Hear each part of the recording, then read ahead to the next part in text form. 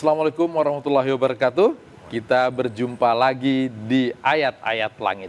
Saya Latif Sregar dan bersama dengan Ustadz Khairul Alam dan Bung Aiman Wicaksono. Assalamualaikum. Waalaikumsalam warahmatullahi wabarakatuh. Ayat-Ayat Langit with Profesor Dr. Kiai Haji Said Agil Sirot. Sudah bersama kita Buya Kiai Haji Said Agil. Assalamualaikum. Waalaikumsalam warahmatullahi.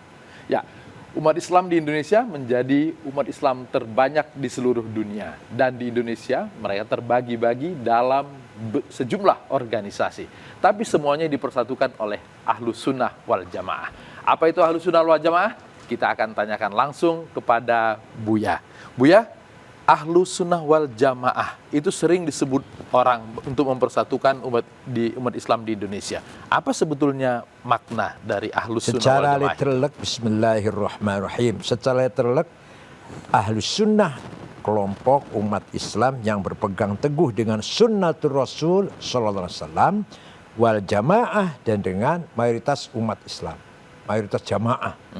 Jadi selalu menjaga suara mayoritas sejak dulu, bukan hanya sekarang. Nah, lama-lama menjadi madhab yang punya ciri khas sendiri, baik di dalam syariah maupun dalam akidah dan akhlak, punya ciri sendiri-sendiri itu. Dalam syariah, saya ingin menyampaikan versi syariah menurut Ahlus Sunnah wal Jamaah. Suatu ketika ada gubernur Transoksania namanya Abdurrahman Al-Mahdi, kirim surat pada Imam Syafi'i. Imam Syafi'i itu nama lengkapnya Abu Abdullah Muhammad bin Idris bin Abbas bin Uthman bin Syafi' bin Musayyab bin Ubaid bin Abdul Yazid bin Abdul Muttalib. Jadi ketemu dengan Nabi Muhammad di kakek Abdul Muttalib. Lahir kota Gaza, Palestina tahun 150 Hijriah, wafat di Dusun Fustot, Kairo, Mesir tahun 204.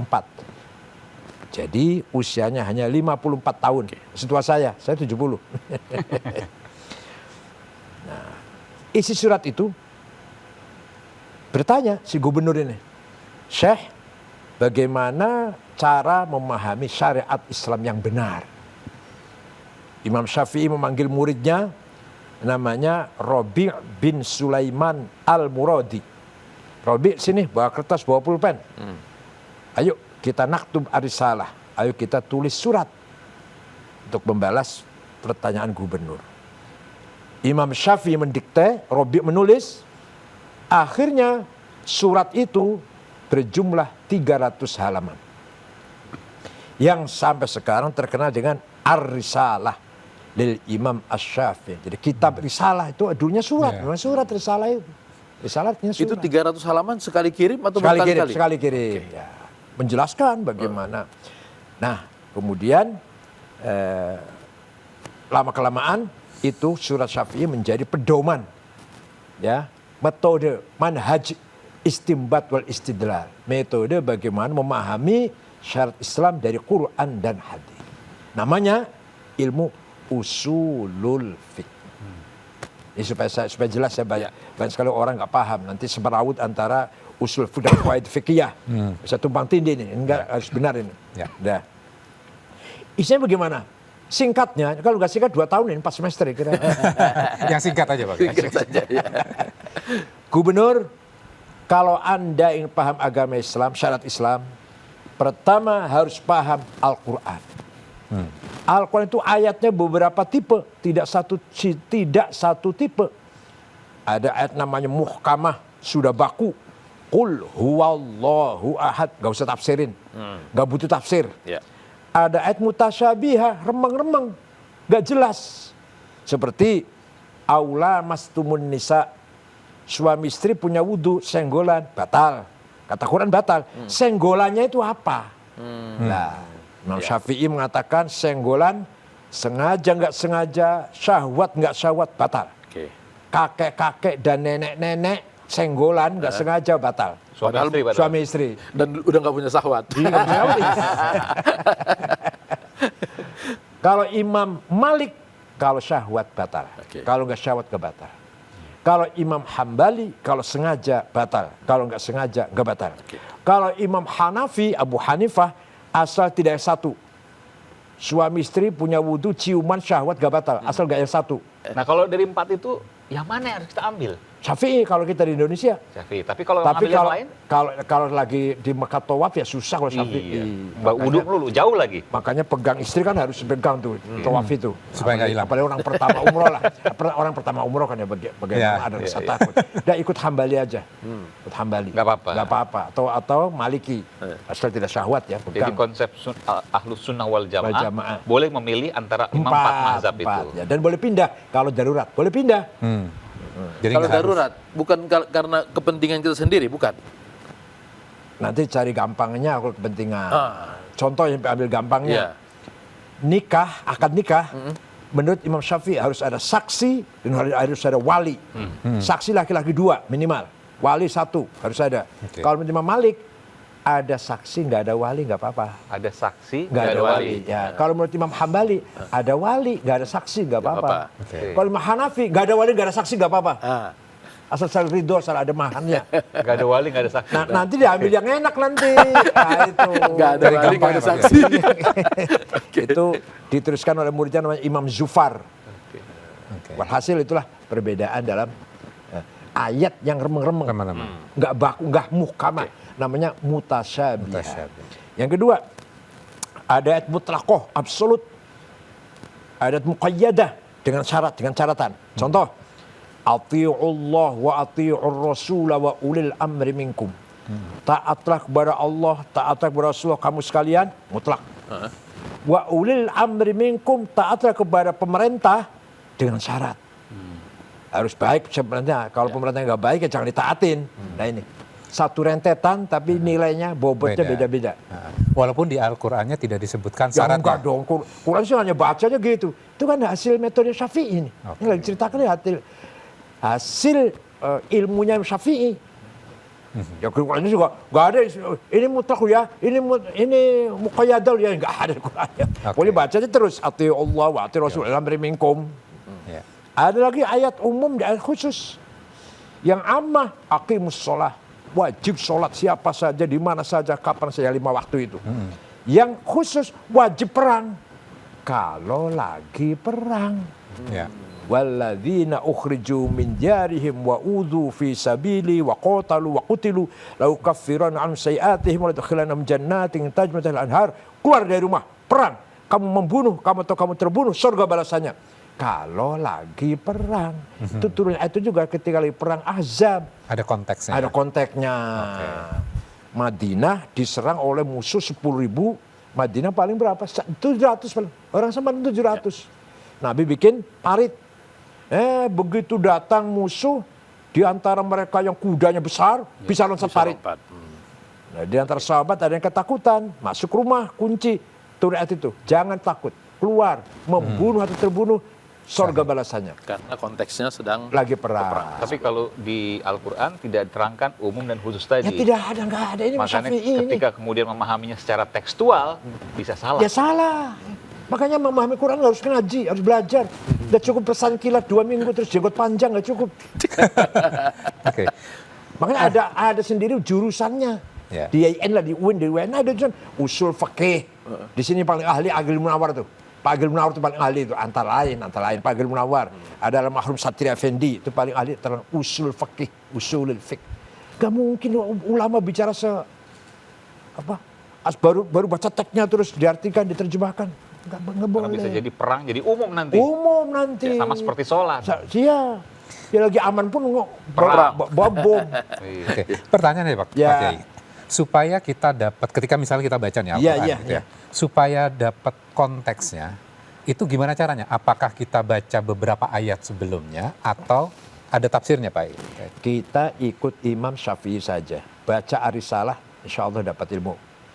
Kalau kita mau gali sendiri, itu kerjaan Syafi'i itu. Kita mau niru gitu, berat. Dan Imam Syafi'i udah membagi-bagi sudah. Ya kita teruskan. Ada ayat hakiki, maknanya realistis. Ada ayat majazi, metaforis. Kullu man 'alaiha fan. Yang di muka bumi semuanya akan hancur. Wa yabqa wajhu rabbika dzul jalali wal ikram. Mukanya Allah tetap ada, bukan muka. zatnya. Itu namanya apa tadi? Metafor, kiasan. Bukan muka. Nanti kalau mukanya Allah punya muka bulat apa lonjong mukanya? Berkumis apa enggak itu nanti? Iya. Ada lagi, yadullah fawqa aidihim, tangan Allah di atas tangannya orang kafir. Bukan tangan. Nanti kalau tangan nanti jadinya berapa itu nanti? Qudratullah, kekuasaannya Allah. Itu sudah maklum kalau tangan itu kekuasaan. Indonesia di tangan presiden, itu kan sudah maklum lah maksudnya kekuasaannya. Satu lagi, contoh ini, waja'a rabbuka wal malaku soffan soffa. Nanti di mahsyar malaikat baris soffan soffa. Waja'a rabbuka, Tuhan datang. Bukan Tuhan yang datang, perintahnya yang datang. Waja'a amru rabbi, namanya majas. Sastra. Ada lagi, dan ini biasa dalam bahasa Arab masih biasa. Malah ada yang kata-kata majas karena sering dipakai menjadi kayak hakiki. Hakikinya malah menjadi majas. Contoh, si Ahmad tangannya panjang. Enggak kok, saya kenal dia jujur. Bukan maling, bukan pencuri. Tangannya tuh, tangan benernya itu panjang. Tuh, coba itu majas, metafor sudah banyak berlaku sampai yang tidak metafor, yang hakiki, yang realistis butuh penekanan malah. Si Ahmad itu kepalanya besar tuh. Enggak kok, saya bergaul, dia enggak sombong. Kepalanya, kopiahnya tuh nomor 12. Sampai gitu sampai. Yeah. Karena begitu tangkap, orang pasti metafor yang dimaksud. Karena sudah saking terbiasanya. Okay. Tangan Allah, muka Allah datang. Terus sudah menjadi omongan biasa lah.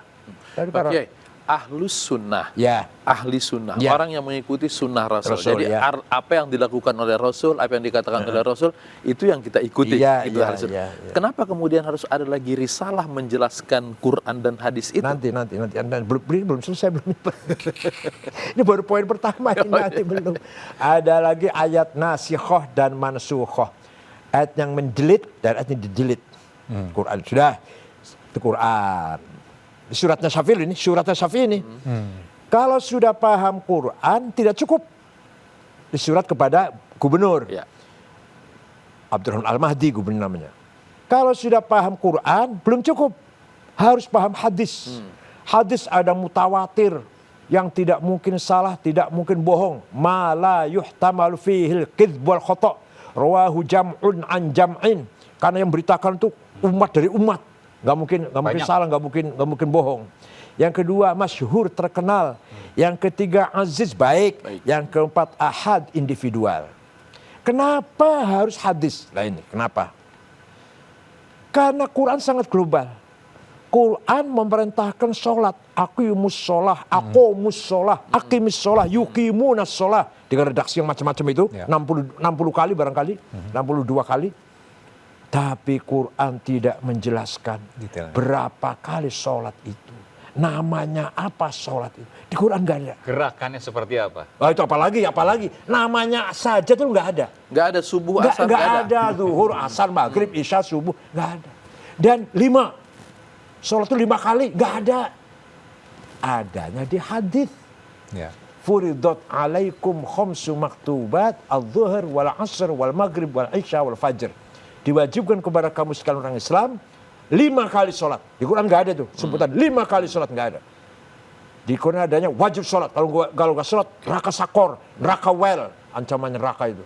Tapi nggak menjelaskan berapa kali sholat, namanya apa. Laku hadis menerangkan 5 kali. Namanya zuhur, asar, maghrib, isya, fajr.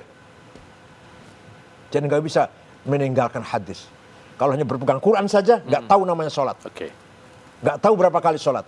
Nah, sudah Quran, sudah hadis, kata Imam Syafi'i dalam suratnya kepada gubernur, belum cukup. Akal harus dipakai. Kalau tadi tek ya, Quran hadis tek lah, tek yang sakral, yang muqaddasah. Akal cukup. Akal ada 2, akal kolektif dan akal individual. Akal kolektif namanya ijma, konsensus. Akal individual namanya qiyas, analogi. Kenapa harus pakai ijma? Nah, di dalam hadis, apalagi Quran, tidak ada penjelasan prakteknya sholat. Menjelaskan komponennya sholat itu apa? Komponen sholat. Apa yang harus wajib dijalankan? Nggak ada. Lah ulama sepakat Bunyinya begini kalau mau dengar bunyinya. Arkanus sholati sab'ata asyar. Rukun sholat ada 17. Takbiratul ihram, an-niyah, al-qiyamu liman istata'a, qiraatul fatihati fihi, ar-ruku'u, at-tuma'ninah, al-i'tidal. Rukun sholat 17. Pertama takbiratul ihram, kedua niat, ketiga berdiri bagi yang mampu, keempat baca al-fatihah ketika berdiri, kelima ruku, keenam tumakninah, ketujuh dan seterusnya sampai 17. Itu bukan Quran, bukan hadis, hak produk konsensus dari para ulama. Ulama-ulama ya. Nah, ijma dan qiyas ini akan ulama menghasilkan ilmu namanya ilmu fikih. Ilmu fikih itu hasil dari akalnya ulama. Mau baca Safinah, mau baca kitab Sulam, mau baca Fathul Mu'in, Fathul Wahab, itu ilmu fikih produknya ulama itu.